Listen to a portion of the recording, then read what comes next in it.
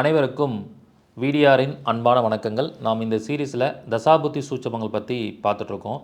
பொதுவாக ஒரு கிரகம் ஒரு ஜாதகத்தில் பார்க்கும்போது பரிவர்த்தனை அடைஞ்சிருக்கும். பரிவர்த்தனை அடையும் போது ஒரு கிரகம் அவங்களுடைய சொந்த வீட்டுக்கு போவாங்க, நல்லா பலமாயிடுவாங்க அப்படின்னு நம்ம நினச்சிட்டு இருப்போம். குறிப்பாக இந்த பரிவர்த்தனைங்கிறது தசாபுக்தியில் ரொம்ப பவர்ஃபுல்லாக வேலை செய்யும்.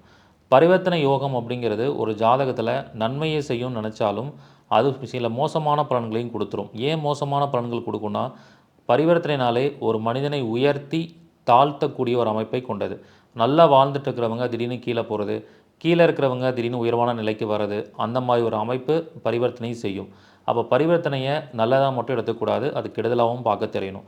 அதுவும் சில பகை கிரகங்களுடைய பரிவர்த்தனை இருந்தால், சில ஆதிபத்தியம் சரியில்லாத வீடுகளுக்கு இடையில் பரிவர்த்தனை இருந்தால் மோசமான பலன்களை கொடுத்துரும்.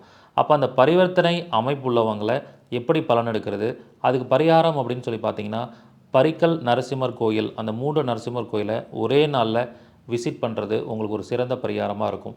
ஸோ இந்த மாதிரியான சில சூட்சமமான பலன்களையும் பரிகாரங்களையும் எப்படி எடுக்கிறதுங்கிறத நான் வகுப்பில் சொல்லிக் கொடுக்க போகிறேன். இந்த வகுப்பு 15 டேஸ் வகுப்பாக நடைபெற போகுது. இந்த வகுப்பு பார்த்திங்கன்னா ஜூலை 21ஆம் திங்கட்கிழமை ஆரம்பிக்குது. தொடர்ச்சியாக தினமும் மாலை 5:30 மணிலேருந்து 7 மணி வரைக்கும் நடைபெறும். இதற்கான பிடிஎஃப்ஸ் கொடுத்துருவோம், ரெக்கார்டிங் வீடியோஸ் கொடுத்துருவோம். கலந்துக்கிற எல்லா மாணவர்களுக்கும் அவங்க ஜாதகத்தை பார்த்து அவங்களுக்கான தசாபுத்தி என்ன நடக்குது, அதுக்கு என்ன பலன், என்ன பரிகாரம் அப்படிங்கிறது இலவசமாக வகுப்பிலே சொல்லுவேன்.